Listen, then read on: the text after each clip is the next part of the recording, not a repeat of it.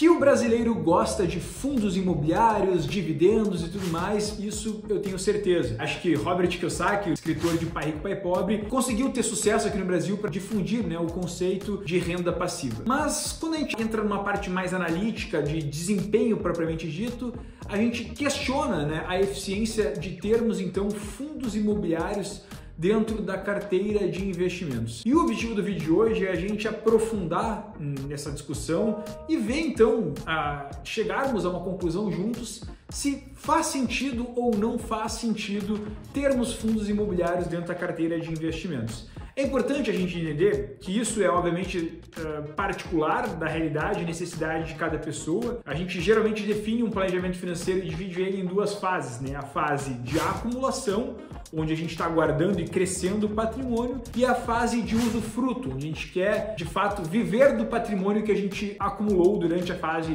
guardou durante a fase de acumulação. Então assim, durante a fase de acumulação, de crescimento de portfólio, aqui na Musa cada vez mais a gente tem se aproximado da ideia de que não faz sentido termos fundos imobiliários.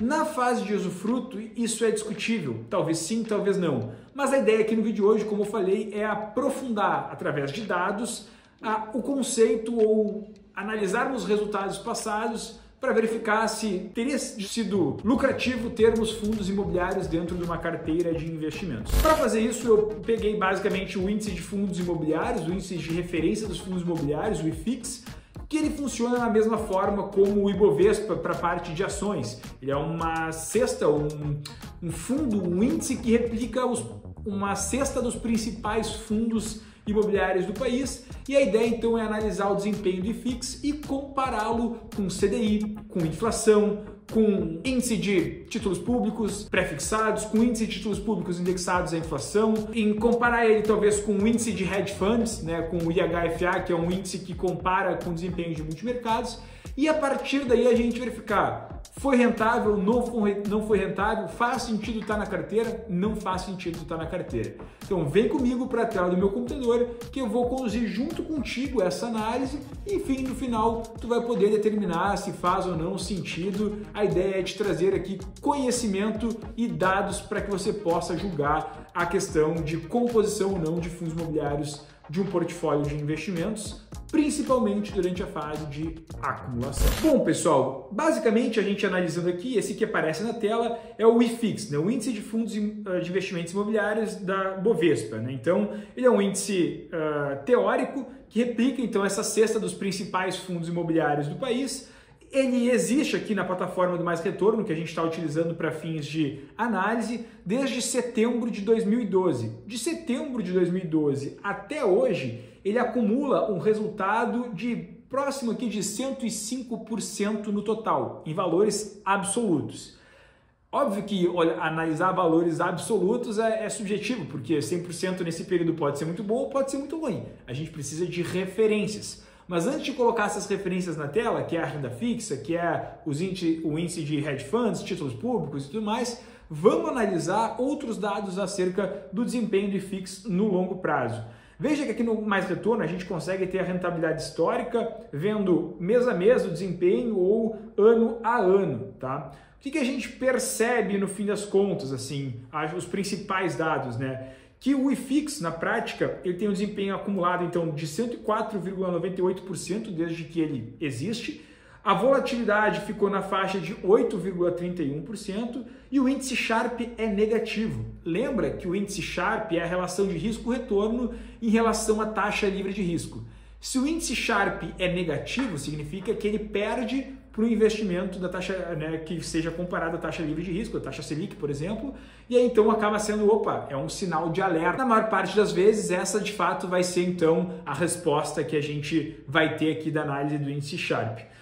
Além disso, é importante citar que alguém vai falar assim, tá, Stefano, mas você está analisando o resultado bruto, assim, tem os dividendos. Neste caso aqui, o IFIX ele é um índice composto, ou seja, a Bovespa, quando divulga ali o resultado e tudo mais dele, já considera o reinvestimento automático dos dividendos. É como se você recebeu o dividendo e fez o reinvestimento dele, tá? Então, para você não achar que está sendo de alguma forma tendenciosa aqui a análise. Bom, quando a gente coloca as nossas referências que eu falei aqui que era importante a gente ter, eu coloco aqui no gráfico então o CDI, Vou colocar também outros indicadores que eu prometi para vocês, né? Vou colocar aqui o IMAB, que é basicamente a referência de títulos públicos indexados à inflação, as NTNBs, aqueles títulos Tesouro Direto e IPCA mais uma taxa. Então vou colocar aqui a cesta deles.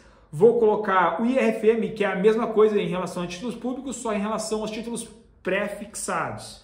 Também coloquei aqui no nosso gráfico. Vou colocar IGPM, que é o índice de inflação principalmente utilizado no setor imobiliário, nossa referência também aqui.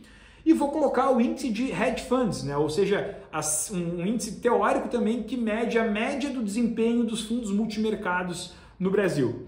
Coloquei todas as referências no período ótimo, ou seja, analisando desde o início mesmo, quando todas essas referências coexistem, e o que a gente chega aqui em termos de resultados. O que mais rendeu neste período foram os títulos públicos indexados à inflação, o IMAB, com 191% de retorno.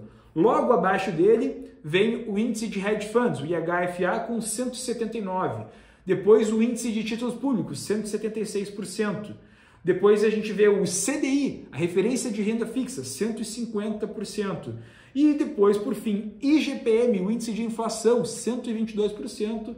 E depois disso a gente vê o IFIX. Ou seja, o IFIX perde para o desempenho médio dos títulos públicos, seja ele pré-fixados ou indexados à inflação, perde para a média dos fundos multimercados, perde para o CDI no longo prazo e perde também para o próprio IGPM, para a própria inflação. Lógico que aqui a gente está analisando uma janela de mais de 10 anos, de longuíssimo prazo. Houve janelas de tempo que os fundos imobiliários performaram acima também da média aqui desses títulos, desses índices e tudo mais. Mas na janela longa eles se mostram um desempenho menos interessante. O que eu chego à conclusão analisando isso aqui basicamente?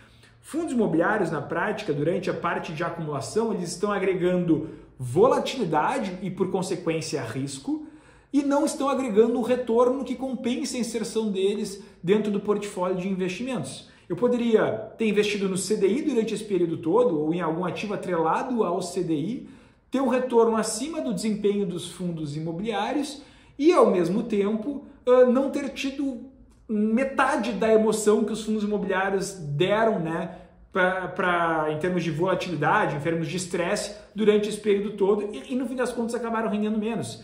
Então a grande ideia aqui que eu entendo é a renda fixa consegue entregar retornos mais interessantes com menos risco. Portanto, né, não vejo tanto sentido na existência e na composição de fundos imobiliários dentro de um portfólio de investimentos.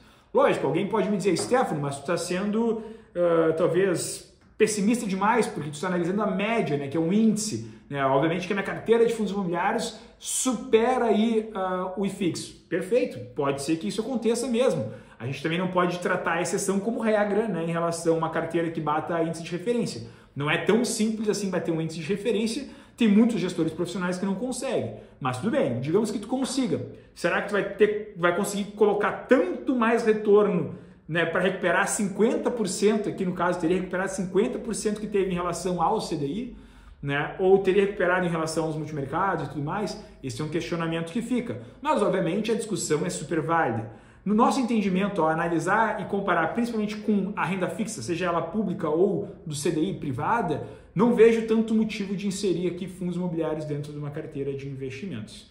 Mas a discussão é ampla, obviamente eu posso estar aqui gravando esse vídeo e morder minha língua em relação ao futuro, daqui a pouquinho o IFIX, o mercado imobiliário, explode, mas olhando para trás é isso que se desenhou e obviamente que rentabilidade passada não é a expectativa, né, não é garantia de rentabilidade futura, mas né, o passado não se repete, mas a história sempre rima, né? Então basicamente esse cuidado a gente tem que ter. Por fim, acho que é interessante a gente discutir cada vez mais esse assunto. Acho que fundos imobiliários não fazem tanto sentido na carteira dos nossos investimentos aqui na fase de acumulação. E eu queria saber qual que é a tua opinião. Escreve aqui nos comentários. Faz sentido ter fundos imobiliários? Por que tu acha que faz sentido? Vamos ampliar essa discussão, vamos conversar mais sobre essa montagem de carteiras, incluindo ou não fundos imobiliários. Não esqueça também de, se você gostou do vídeo, de deixar o seu like e se inscrever. Toda segunda e quinta-feira tem um vídeo novo aqui no canal. Obrigado pela atenção